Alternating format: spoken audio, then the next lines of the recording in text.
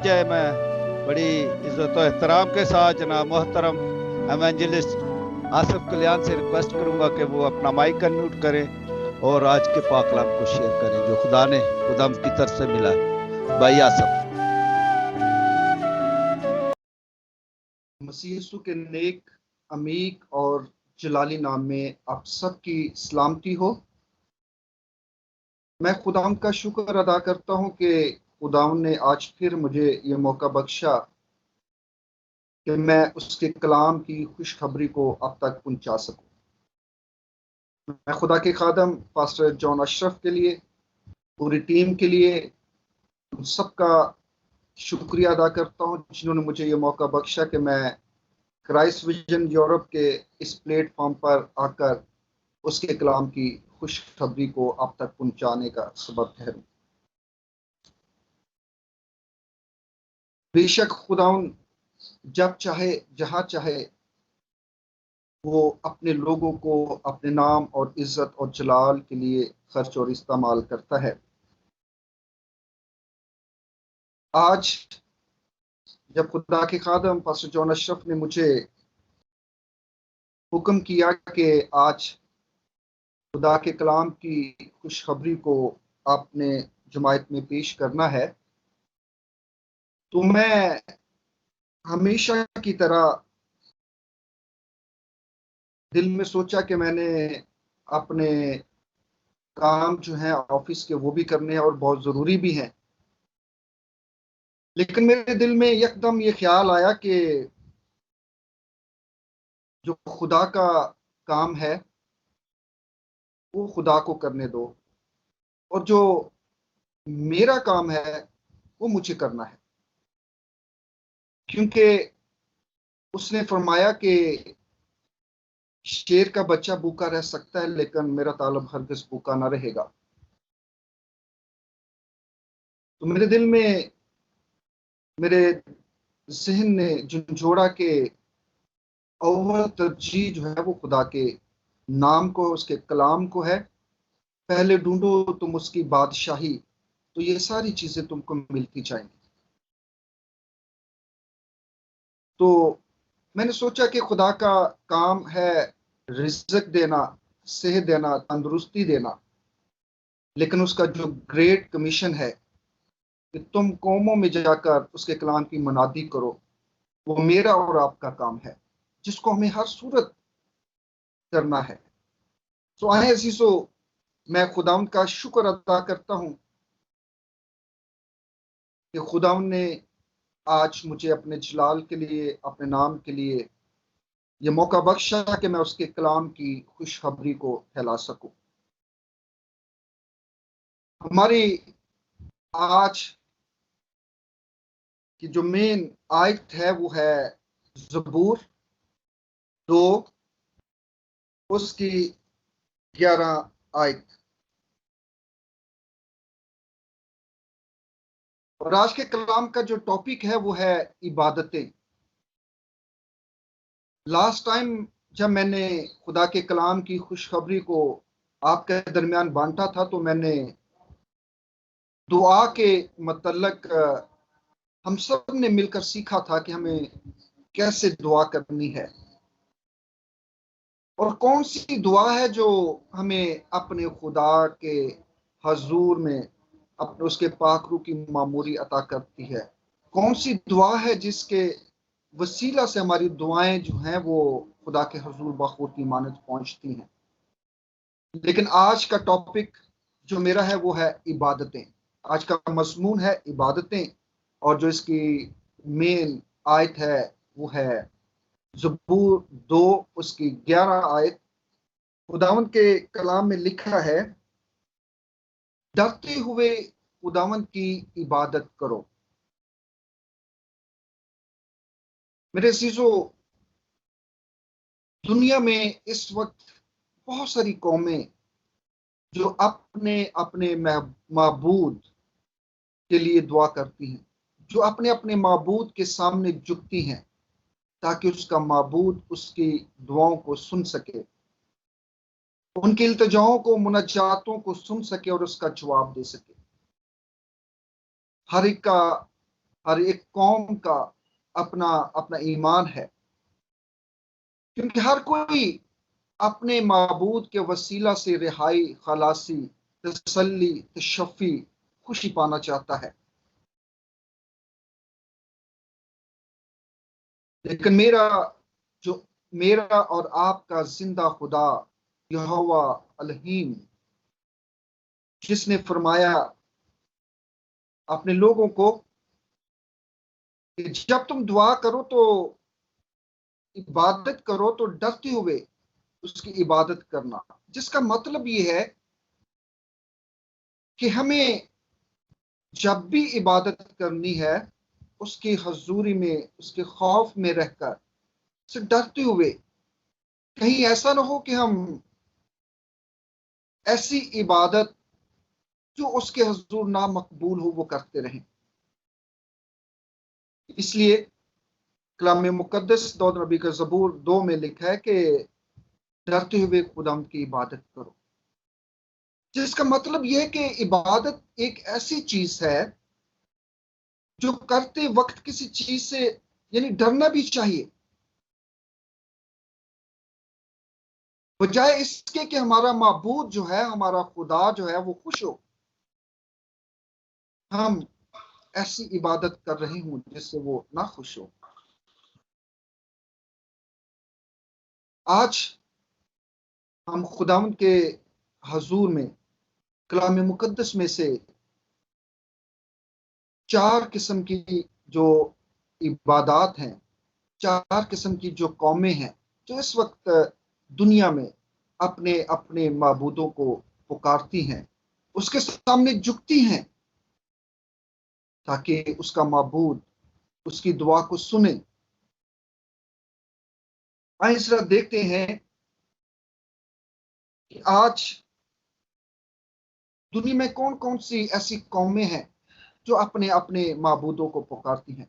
लेकिन मैं खुदा की कौम जो बड़ी लाडली, और खुदा ने जिसको कहा कि ये मेरी लाडली कौम है, बनी इसराइल कौम के बारे में, बाबली जो लोग थे उनकी इबादत के बारे में, और तीसरी इबादत जो मसीही इबादत है उसके बारे में बात करेंगे। इसके अलावा इस दुनिया में और बहुत सारी कौमें हैं जो अपने अपने माबूद को पुकारती और उसके सामने झुकती हैं। लेकिन आज हम खुदा की प्यारी और लाडली कौम इसराइल कौम की इबादत के मुतल्लक कलाम मुकद्दस में से सीखेंगे, और इसी तरह बाबली इबादत और फिर मसीही इबादत। हम सब जानते हैं कि खुदा ने जब बनी इसराइल कौम को मुल्क मिस्र की गुलामी से निकाला, तो खुदा ने अपनी कौम को बहरे कुलसम में से गुजारते हुए कोहे सीना तक पहुंचाया। बनी इसराइल कौम बहरे कुलसम से गुजरती हुई मारा में पहुंची, और मारा से होती हुई अलहीम से में जा पहुंची, और इसके बाद वहां से होती हुई सीन के बियाबान के इलाका में, और फिर वहां से रफदीम से होती हुई कोहे सीना पर यह कौम बनी इसराइल पहुंचती है। इसी जगह पे खुदा ने बनी इसराइल कौम को अपने हाथ से लिखे हुए अहकाम, अपना कलाम बनी इसराइल कौम को अता किया था। इस वाकया से हम सब बखूबी वाकिफ हैं कि बनी इसराइल कौम जब मूसा खुदा के पास पहाड़ी पर जाता है, 40 दिन और 40 रात वहां पे स्टे करता है, रुकता है खुदा की हजूरी में, मामूरी में, और खुदावंद अपने बंदा मूसा से बातें करता है, और वहां पे खुदा ने अपने बंदा को अपने हाथ की लिखी हुई जो तहरीर थी, जो कलाम था, वो अता किया। तो पीछे से जो बनी इसराइल कौम है वो बुड़बड़ाना शुरू हुई। बनी इसराइल कौम ने सोचा कि शायद मूसा जो है वो अब इस दुनिया में नहीं रहा, शायद वो मर चुका है, और हम अपने लिए एक माबूद बनाए ताकि उसकी हम इबादत कर सके। तो बनी इसराइल कौम हारून के पास जाती है, और हारून ने जब बनी इसराइल की कौम को देखा तो शायद वो उसने डरते हुए कि जो बनी इसराइल कौम बुड़बड़ा रही है, गुस्से में है, यह शायद बरगश्ता हो चुकी है, शायद अपनी उस राह से हट चुकी है। तो हारून ने कहा कि अपने सारे, अपने बच्चों के, बड़ों के, बेटियों के, बहनों के, माओ के कानों के जो बुंदे हैं, जो बालियां हैं, या गोल्ड जितना भी है, आप लेकर आओ ताकि हम उसके लिए एक बछड़ा बनाए, एक बुत बनाए, ताकि हम उसके सामने इबादत कर सके, झुक सके। तो बनी इसराइल कौम जिसने अपना सारा मालो मता जो है, जो उनके पास था, सोना चांदी, वो हारून के पास लाए, और उन्होंने उससे एक बुत तराशा।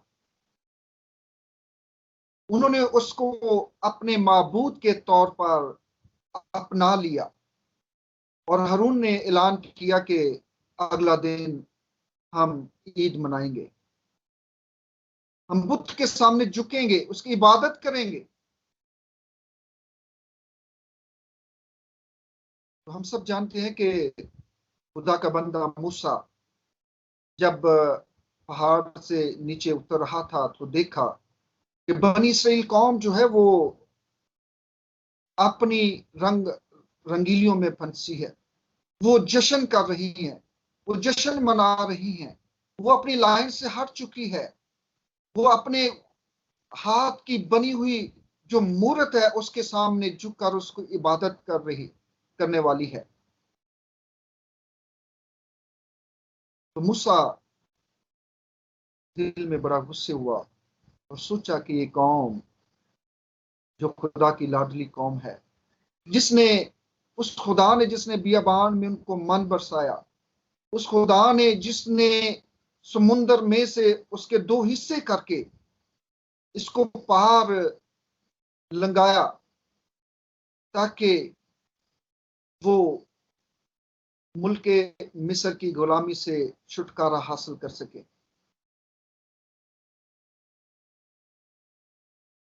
लेकिन ये कौम फिर भी ना मानी।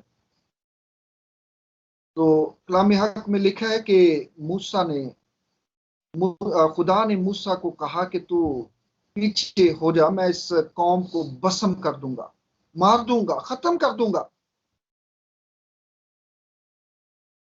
लेकिन मूसा खुदा के हजूर में झुक गया, खुदा के हजूर में डट गया कि ए खुदावन तू इनको माफ कर,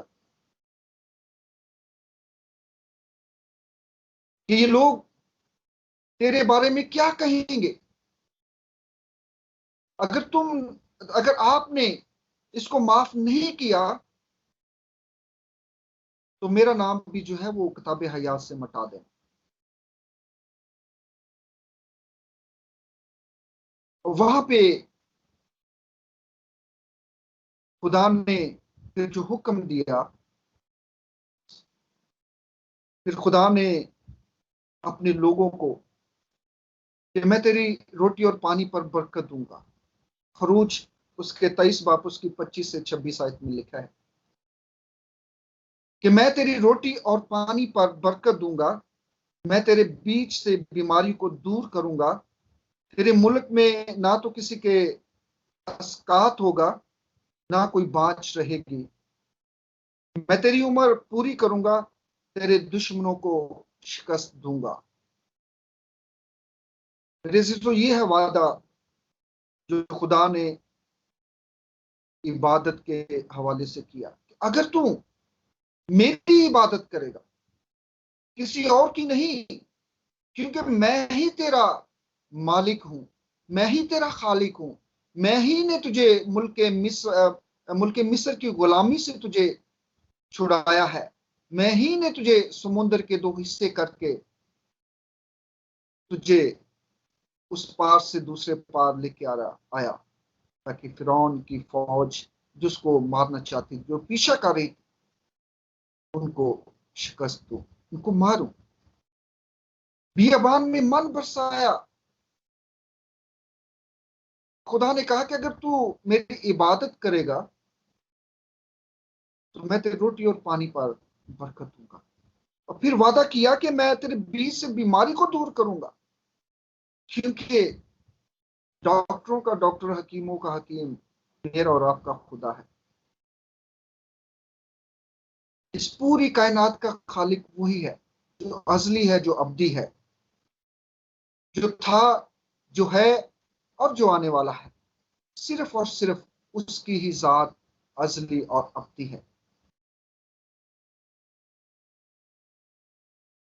वो खुदा जिसके कहने से मुर्दा जिंदा हो जाते हैं, जिसके कहने से बीमार शिफा पा जाते हैं, यहां तक कि जिसके छूने से ही शिफा मिल जाती। उस औरत जिसका खून जारी था, उसने बड़े ईमान के साथ कि मैं अपने खुदा के पलड़े को छू ही लूंगी तो मैं शिफा पा जाऊंगी। मेरा और आपका खुदा हर तरह की बीमारी को दूर करने की कुदरत रखता है, उसमें यह कुवत है। तो उसने कहा कि जब तू मेरी इबादत करेगा तो मैं तेरे बीच में से बीमारी को दूर करूंगा। और फिर यह कि तेरे मुल्क में तो ना किसी के अस्कात होगा और ना कोई बांझ रहेगी, और तेरे उम्र को मैं पूरा करूंगा, उनकी दराजी बख्शूंगा। अगर तू मेरी हजूर में झुकता रहे, अगर तू मेरी हजूरी में अपने ख्यालों को, अपनी बातों को रखता रहे, और फिर कि मैं तेरे दुश्मनों को शिकस्त दूंगा। अब जरा इसराइली इबादत की तरफ चलते हैं कि इसराइल को खुदा ने हुक्म दिया कि ना तू किसी मूरत को बनाना और ना किसी सूरत के सामने सिजदा करना। और फिर खुदा ने इसके अलावा फरमाया कि तू किसी के सामने, किसी के आगे सिजदा न करना, और किसी अपने हाथ की बनाई मूरत या किसी की सूरत न बनाना, क्योंकि मैं ही तेरा खुदा हूं। मैं जो हूं सो हूं। हम देखते हैं कि इसराइली इबादत जो है वो खुदा ने जब अपने लोगों को हुक्म दिया कि ना तू किसी मूरत को, ना सूरत को बनाना, बल्कि तू खुदा के अलावा किसी और को सजदा ना करना। जरा देखते हैं खरूज उसके 20 बाब को, कि वहां पे खुदा ने क्या फरमाया कि हमें किस तरह इबादत करनी है। वहां पे इसराइली कौम को बतलाया। पहली आयत में लिखा है कि और खुदा ने ये सब बातें फरमाई कि खुदा तेरा खुदा जो तुझे मुल्क मिस्र से और गुलामी के घर से निकाल लाया मैं हूं। मेरे हजूर तू गैर मबूदों की को ना मानना, तू अपने लिए कोई तराशी हुई मूरत ना बनाना, ना किसी चीज की सूरत जो ऊपर आसमान में है या नीचे जमीन पर, या जमीन के नीचे पानी में, तो उनके आगे सिजदा न करना और ना उनकी इबादत करना, क्योंकि मैं खुदावन तेरा खुदा गयूर खुदा हूं, और जो मुझसे अदावत रखते हैं उनकी औलाद को तीसरी और चौथी पुश्त तक बाप दादा की बदकारी की सजा देता हूं।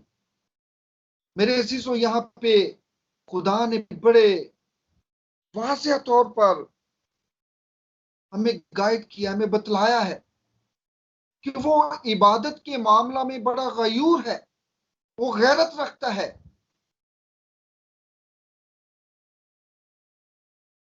कि अगर तू उसके अलावा किसी गैर मबूद के सामने झुकेगा तो फिर खुदावन खुदा जो है वो गैरत में आएगा, जोश में आएगा, फिर तुझे मलियामीर कर देगा।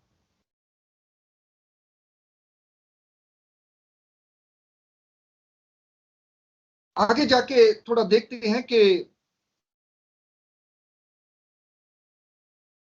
यहाँ पे जो खरूज 20 बाप उसके 1 से 5 आयत में हमने पढ़ा, खुदा ने बतलाया कि हमें इबादत कैसे करनी है। तूने किसी गैर माबूद के सामने नहीं झुकना, तो तू किसी गैर जो हाथ से बनी हुई मूर्त है बुत परस्ती न करना। लेकिन इस्तशना उसके 7 बाप उसकी पहली उसकी 10 आयत से 18 आयत तक हम तिलावत करेंगे और देखेंगे कि खुदा क्यों गजबनाक हुआ। खुदा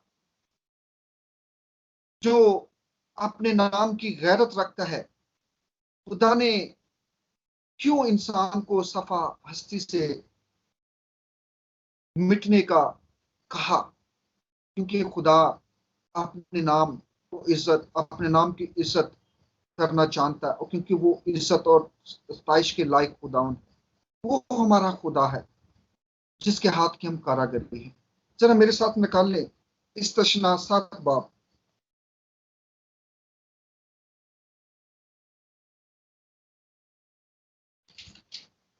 7 बाप उसकी 10 आयत से पढ़ेंगे।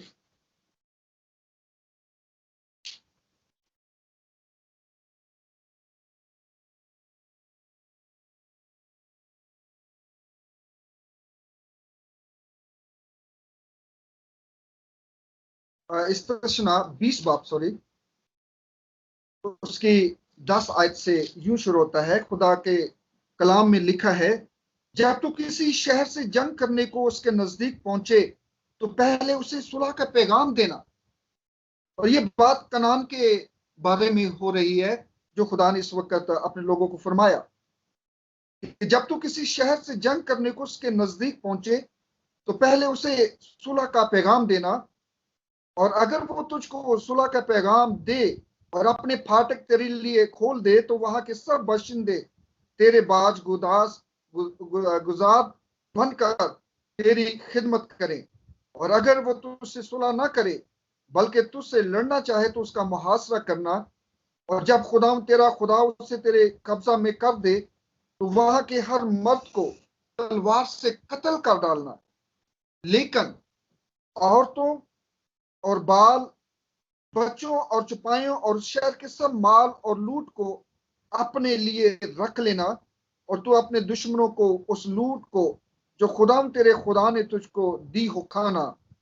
उन सब शहरों का यही हाल करना जो तुझसे बहुत दूर हैं, और इन कौमों के शहर नहीं है, पर इन कौमों के शहरों में जिनको खुदा तेरा खुदा मेरास के तौर पर तुझको देता है, किसी जी नफ्स को जीता ना बचा रखना, बल्कि तू इनको यानी हित्ती और अमूरी और कनानी और फर्जी और हवी और यबूसी कौमों को जैसा खुदा तेरा खुदा ने तुझको हुक्म दिया है बिल्कुल नेस्त कर देना, ताकि वो तुमको अपने से मकरू काम करने न सिखाएं जो उन्होंने अपने देवताओं के लिए किए हैं, और यूं तुम खुदा अपने खुदा के खिलाफ गुनाह करने लगो।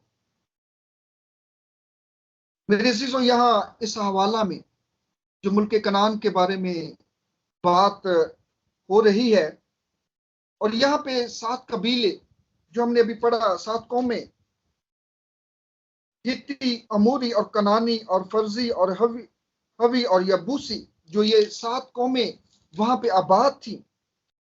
तो खुदा ने एक बात यहाँ पे सोचने वाली है कि खुदा ने कहा कि तुम सारे मर्दों को मार देना, लेकिन औरतों और बच्चों को छोड़ देना। शायद इसकी जो मुझे समझ आती है, इसकी वजह यह भी है कि मर्द जो है वो एक रिस्पॉन्सिबल पर्सन होता है, अपने घर को चलाने का हाकम होता है। और अगर मर्द ही ये बुत ना तराशता तो शायद बच्चे, औरतें उसके सामने न झुकती। शायद इसलिए खुदा ने मर्दों को मारने का हुक्म दिया और औरतों को छोड़ देने का हुक्म दिया। खुदा ने कहा कि इन यसीत और बुतों की वजह से इसको ना मानना, जिसका मतलब यह है कि खुदा जो है वो इबादत को बहुत सीरियस लेता है। खुदा जो है वो अपने नाम की गैरत रखते हुए या किसी गैर मबूद के सामने ना झुकना, वो हाथ की बनी हुई मूर्त या अपने इजाद की हुई खुदा के सामने झुकने को नापसंद करता है। हम सब जानते हैं नबूकत नजर के वाकया को, कि जिसने एक मूर्त बनाई, एक बुत बनाया और कहा कि इसके सामने झुक जाओ, इसकी इबादत करो, ऐलान करवा दिया। लेकिन 3 मर्द खुदा, खुदा के ममसू, खुदा के लोग, जिनके अंदर खुदा ने जुर्रत पैदा की थी, जिनके अंदर खुदा ने दिलेरी पैदा की थी, उन्होंने खुदा के सामने, उन्होंने उस बुत के सामने झुकने से इनकार किया। सारी कौम, जब नकारा बजा, ऐलान हुआ, तो सारी कौम जो है वो उस बुत के सामने, उस हाथ की बनी हुई मूर्त के सामने झुक गए। लेकिन 3 मर्द खुदा बड़ी दिलेरी के साथ खड़े रहे और उसने कहा कि बादशाह, हम अपने खुदा की इबादत करते हैं, क्योंकि मेरे खुदा ने फरमाया है कि तू हाथ की बनी हुई मूर्त, हाथ की तराशी हुई मूर्त को सिजदा ना करना। सदरक, मीसक और अब्दुल नजू, ये वो 3 खुदा के लोग, मर्द खुदा थे, जिन्होंने उसके सामने झुकने से इनकार किया। फिर जब हम मसीही इबादत के मुतल्लक देखते हैं, तो ईमान मेरे साथ निकाल लें, रसूलों का ईमान, उसका 17 बाब,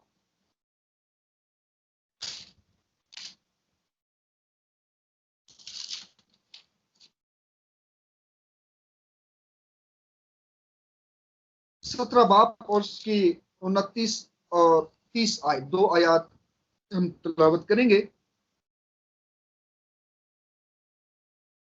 कलाम हक में लिखा है, बस खुदा की नस्ल होकर हमको ये ख्याल करना मुनासिब नहीं कि ज़ाते इलाही उस सोने या रुपए या पत्थर की मानद है जो आदमी के हुनर और इजाद से गढ़े हुए हैं।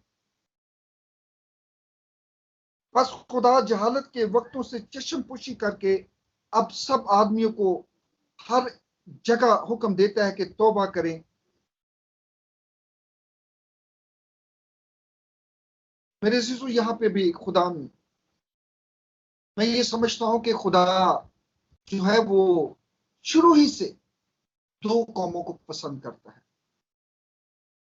एक वो कौम जिसको उसने मुल्क मिस्र की गुलामी यानी इसराइल, उस गुलामी से छुटकारा दिया और वादा किया कि मैं ये मुल्क जो है वो तुझे अता करूंगा।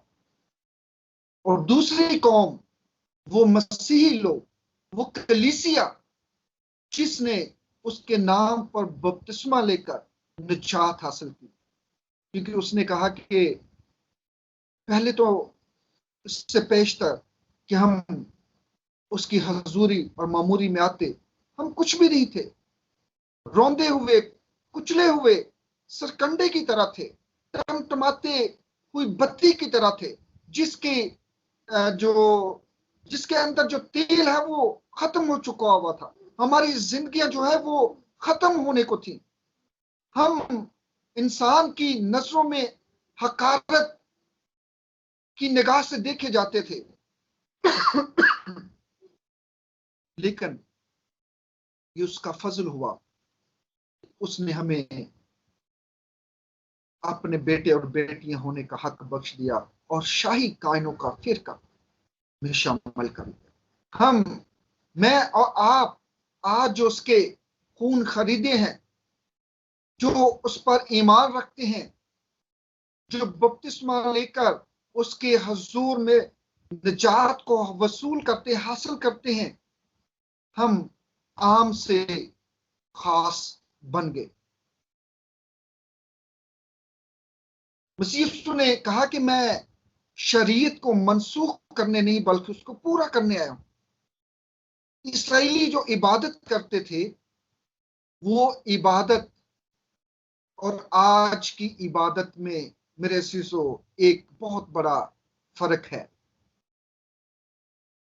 शरीयत के इबादत जो है, इबादत जो है वो गलत नहीं है, लेकिन मसीह ने हमें शाही कानों के फिरके में शामिल कर लिया। हम जो उसकी कलीसिया हैं, जो मसीह हैं, जिसके नाम से कहलाते हैं,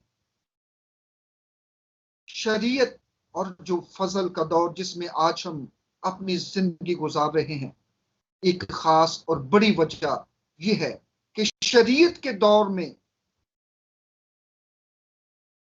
बछड़ों की, बैलों की कुर्बानी दी जाती थी, जिसके वसीला से लोगों के गुनाह, कौमों के गुनाह, तकफीरें मिटाई जाती, खत्म होती।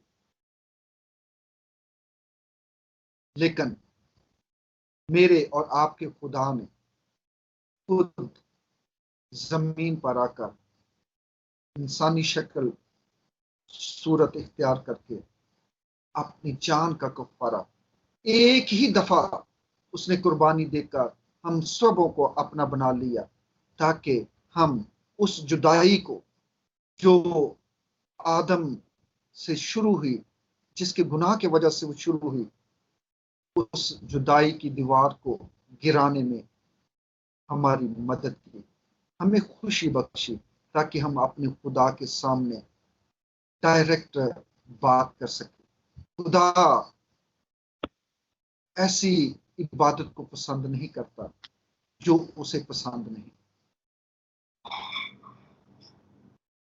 मेरे अजीजों, आज अगर हम देखें, आज जो मसीही इबादत है उसमें शराब, मैनोशी और सूरत या मूरत और फिर मूर्तों को सिजदा ना करना, और ये भी कि बुत परस्ती ना करना, उससे भागना, ये मसीही इबादत में शरीक है। बहुत सारे लोग आज भी कलीसियों के अंदर जिन्होंने अपनी अपनी इबादतों को इजाद कर लिया है।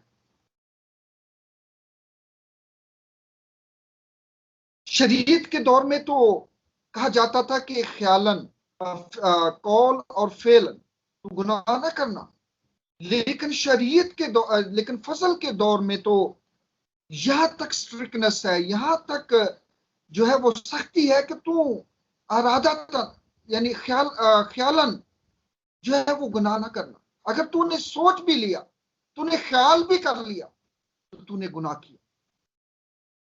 यह है मसीह इबादत।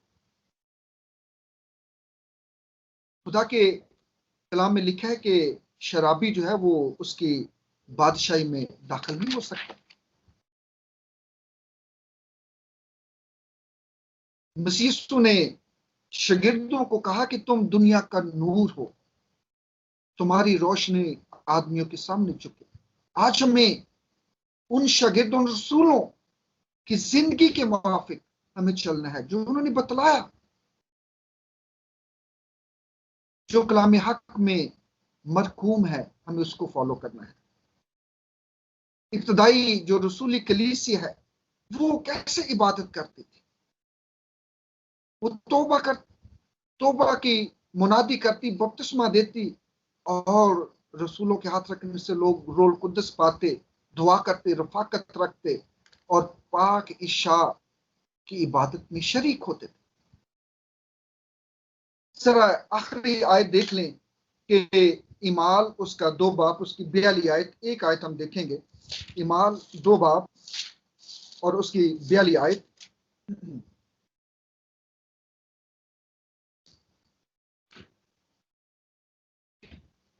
खुदा के कलाम में लिखा है, और ये रसूलों से तलीम पाने और रफाकत रखने में और रोटी तोड़ने और दुआ करने में मशगूल रहे।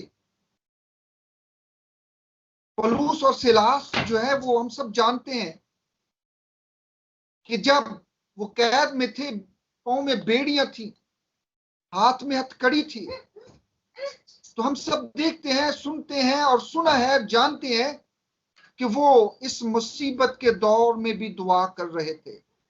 और फिर कलीसिया जो है वो भी उनके लिए दुआ करती और हम के गीत भी गाते। और लिखा है कि जो कैद खाना की नींव है वो हिल गई और बेड़ियां उनकी खुल गई। यह है मसीह इबादत, जो दिल और जान और रूह से उसके सामने की जाती है। लेकिन आज भी जो लोग जिन्होंने अपनी अपनी इबादतों को इजाद कर लिया है, ये आखिरी आयत है कुलसियों 2 बाब उसकी 20 आयत, उसमें हम देखते हैं कि कैसे लोग आज भी अपनी अपनी इबादतों को इजाद किया हुआ है।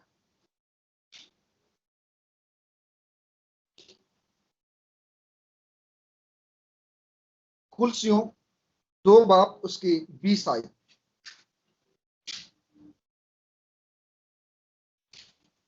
कलाम हक में लिखा है, जब तुम मसीह के साथ दुनियावी दीनवी इब्तदाई बातों की तरफ से मर गए, तो फिर उनको उनकी मानद जो दुनिया में जिंदगी गुजारते हैं, इंसानी अहकाम और तालीम के मुआफिक ऐसे कायदों के क्यों पाबंद होते हो? यानी जब तुम मसीह के साथ दीनवी इब्तदाई बातों की तरफ से मर गए, तो फिर उनकी माने जो दुनिया में जिंदगी गुजारते हैं, इंसानी अहकाम और तालीम के मुआफिक ऐसे कायदों के क्यों पाबंद? गिनोस्त के जो लोग थे, जिन्होंने मुख्तलिफ चीजें अपनी तरफ से ईजाद किया, और आज भी कलीसियों के अंदर मुख्तलिफ चीजें ईजाद हैं कि जब इबादत करनी है तो अपने अपने कवानीन लोगों ने बनाए। लेकिन मेरे अज़ीज़ों, मैं ये बतलाना चाहता हूं कि खुदा जो गयूर खुदा है, जो अपने नाम की गैरत रखता है, हमें इबादत सिर्फ और सिर्फ कलाम हक के मुताबिक, कि तू ना किसी सूरत को, ना मूरत को और ना हाथ की बनी तराशी चीज को सिजदा करना, ना उससे मानना, बल्कि तू जिंदा खुदा को, जो था, जो है और जो आने वाला है, जिसके हम सब हाथ की कारागरी हैं, और जिसने इंसानी रूप डालकर हम सबों के गुनाहों को अपने ऊपर लेकर हमें अपने बेटे और बेटियां होने का हक बख्श दिया और शाही कायनों के फिरके में शामिल कर लिया। सिर्फ और सिर्फ उसी की इबादत करनी है, ना कि अपने जहन में बनाए हुए कवानीन, ना कि इंसान के बनाए हुए कवानीन के मुताबिक इबादत करनी है। खुदा आप सबको इस कलाम के वसीला से बरकत बख्शे। आमीन।